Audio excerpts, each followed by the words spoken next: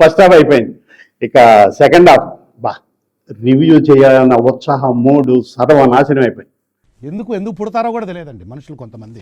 ఎవరినంటే కోపడ్డానంట. తగలెట్టండి ప్రభంజన్ గారు. ఎవడ పడితే ఎవడిని పడితే అండి పెట్టి ఏది పడితే అది సినిమా తీసేయటం, జనాల మీద కుదిలేయటం. కొంచెం వివేకంతో ఆలోచించండి, ఆలోచించి సినిమాలు తీయండి. అంటేనేమో అందరికీ కోపం వస్తుంది, అందరూ హర్ట్ అయిపోతారు. పని చేయడం మాత్రం చేత కాదు. సంజయ్ 35 ఏమైంది?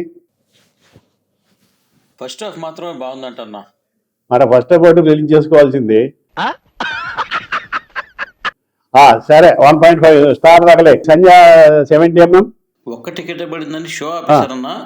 ఆ ఒక్క టికెట్ కూడా నాదే. నువ్వు కూడా ఇల్లు ఉండవు, ఎవరెవరో చేరుకోవడం నాకు ఇల్లు ఉండవు. ఇది కరెక్ట్ గా చెప్పావు. సరే దానికి కూడా ఏదో స్టార్ తగలే. మరి సుదర్శన్ బిజినెస్ క్లోజ్ అయిపోయిందని క్లైమాక్స్ తీయకుండా సినిమా రిలీజ్ చేశారన్నా. పోన్లే, ప్రొడ్యూసర్ గా డబ్బులు అన్న మిగిలి. వద్దులేండి ప్లీజ్, ఒకసారి చూద్దాం. వద్దు, నా కోసం ఐఎమ్ హంబుల్ రిక్వెస్ట్. ఇది కూడా 1.5 స్టార్ తగలే. ఎవరా మీరు? అయితే ఎందుకు వచ్చారు? రివ్యూ కోసం. సినిమా రిలీజ్ అయిందా? ఇంకా అవ్వలేదండి, అవబోతుంది. ఏంటి కామెడీయా? రిలీజ్ అవ్వకుండా రివ్యూ ఎలా ఇస్తారయ్యా? అంటే చూసి రివ్యూ ఇవ్వండి సార్. క్లైమాక్స్ ఉందా? ఉంది సార్. మాది 7 PM అని ఒక యాక్షన్ థ్రిల్లర్ అండి. మా దీపిక మా హీరోయిన్, ఆయన సాహస్ మా హీరో. నన్ను ఆశీర్వదించండి సార్. మ్యాటర్లో రండి. మీ సినిమా పేరేంటి? మా సినిమా పేరు 7-11 PM. ఇది ఒక సైఫై యాక్షన్ థ్రిల్లర్. 7/11. ఇది తెలుగు పేరు పెట్టచ్చు కదా. వైఫై సినిమా ఏంటి? అంటే అది ఇది వైఫైయో మొబైల్ డేటానో కాదు, 7/11 కూడా కాదు, 7-11 PM అని అచ్చ తెలుగు సినిమా. 7-11 PM అది మా సినిమా టైటిల్ పేరు. మీ సినిమాలో స్టార్స్ ఎవరైనా ఉన్నారా? వాళ్ళైనా తెలుగు వాళ్ళేనా? అంటే మాకు స్టార్ కాస్ట్ అవసరం లేదండి, కదే మా హీరో అండి. చాలా మంది చెప్పారు. నవ్వు ఆపుకుంటున్నావు కదరా. కానీ ఇందులో కథ హీరో అండి. కాన్సెప్ట్ ఓరియంటెడ్ మూవీ అండి. ఇన్ఫాక్ట్ ఎక్స్పెక్టేషన్స్ లేకుండా వస్తారు కదా. థియేటర్లో కూడా జనం ఉండరు కదా. వేసేసాడు, బాగా వేసేసాడు. హీరో ఎవరు? చాలా సాహసం చేసే తను పెట్టుకుని. ప్రొడ్యూసర్ నువ్వేనా? నేను కాదండి. సిడ్నీ ఫిల్మ్ ఇన్స్టిట్యూట్ లో యాక్టింగ్ కోర్సెస్ చేసి వచ్చాడండి. మరి నువ్వు హాలీవుడ్ లో ట్రైన్ అయ్యావా? మీకు గొప్పలు చాలు కానీ సినిమా గురించి చెప్పండి. ఇప్పటిదాకా తెలుగులో మా సినిమా లాంటి సినిమా ఎప్పుడు రాయలేదండి. ఇది ఒక సైన్స్ ఫిక్షన్ యాక్షన్ థ్రిల్లర్. అద్భుతమైన సినిమా. 2 గంటల 20 నిమిషాల పాటు ఆడియన్స్ థియేటర్ లో పిచ్చెక్కిపోతారు. ఆద్యాంతం ఆకట్టుకునే సినిమా మీకు త్వరలో చూపించబోతున్నాం. మీరు కూడా అద్భుతంగా ఫీల్ అవుతారు. అసలు మీ సినిమా ఎందుకు చూడాలి? అంటే మాది సినిమా ఆస్ట్రేలియాలో, ఇండియాలో సగం షూట్ చేసామండి. విఎఫ్ఎక్స్ లో ఇంకొక కొత్త ప్లానెట్ కూడా సృష్టించామండి. అవసరమైతే ఒక కొత్త ప్రపంచాన్ని సృష్టిస్తాం. కొత్త planet సృష్టించారా?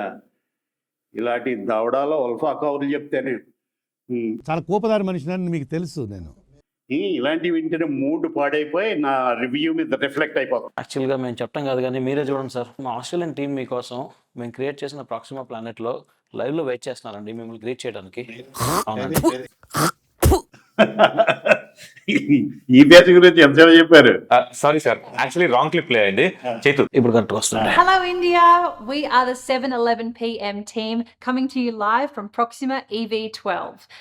My name's Tess and I play Sarah, one of the lead actresses in the film. I am Hemant, I'm playing Baba, a very interesting character. I'm Clay, I play Titus, Head of Health and Research on Proxima EV12. My name is Louis, I play Peter Walsh, I'm a space scientist. And my name is Shaju, I'm the director of this film.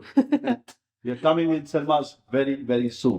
అదేంటిది live లో అక్కడ ఉన్నా ఇక్కడ ఉన్నా అంటే ఇది pre రికార్డెడా? మా movie 3 time periods జరుగుతుందండి. 1999లో ఒక స్టోరీ నడుస్తూ ఉంటుంది, 2400లో ఫ్యూచర్ ప్లానెట్లో నడుస్తూ ఉంటుంది ఒక స్టోరీ, 2024లో ఆస్ట్రేలియాలో ఇంకో స్టోరీ నడుస్తూ ఉంటుంది.